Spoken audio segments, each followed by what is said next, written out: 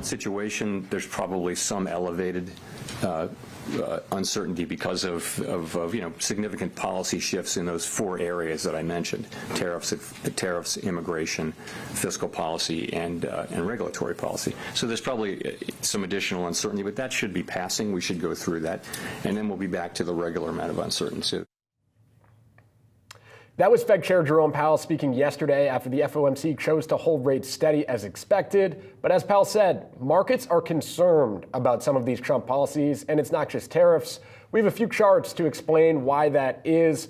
And I want to hone in first, Seana, on just the word uncertainty. We keep using it. How wide is that uncertainty? Well, in our Yahoo Finance chart book, we had this chart from Ernie Tedeschi over at the Yale Budget Lab. And if you look at the shaded area there, he's essentially estimating the range of tariffs based on different things that Trump and members of Trump's team have said.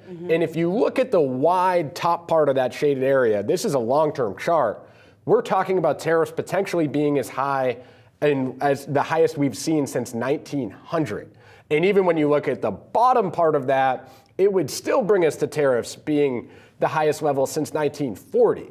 So I think when we talk about uncertainty and different degrees of uncertainty, Powell said this yesterday himself, things feel more uncertain right now, and I think that's just because, quite simply, they are actually more uncertain than they normally are. Yeah, they certainly are. We're hearing it from Powell. We're hearing it from a number of our guests, whether it's strategists, whether it's economists coming on, and it's clearly just very hard to game out, right? You're seeing that within their modeling. They have about 4 or 5 different models that they are putting forth here, and a lot of their notes as they are trying to decipher and figure out just exactly what this path forward is going to look like. But you're right to bring up the real economic risk here, and I think that is why maybe we are in such a wait-and-see mode at this point. We have seen the markets very much take a more optimistic view of what we'll likely get. Yeah, and I think the other piece of this, too, is we're talking a lot about tariffs right now. We're talking a lot about inflation and what tariffs mean for inflation.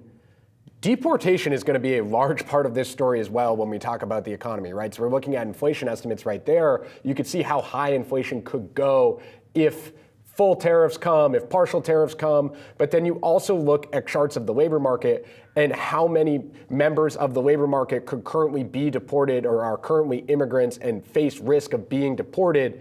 That could impact your unemployment rate. That could impact your labor force. That could eventually impact economic growth.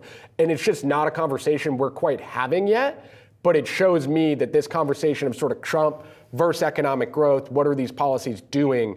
It's not ending on Saturday if we hear about the early part of tariffs. It's certainly not. And that was very similar to the sentiment that we heard from Stuart Kaiser over at Citi yesterday to talk about the real risk of the rise that we could see in unemployment. We talk about the fact that the labor market has remained resilient, a lot of that being attributed to the new entrants into the workforce because of immigration. So clearly that could reverse all that.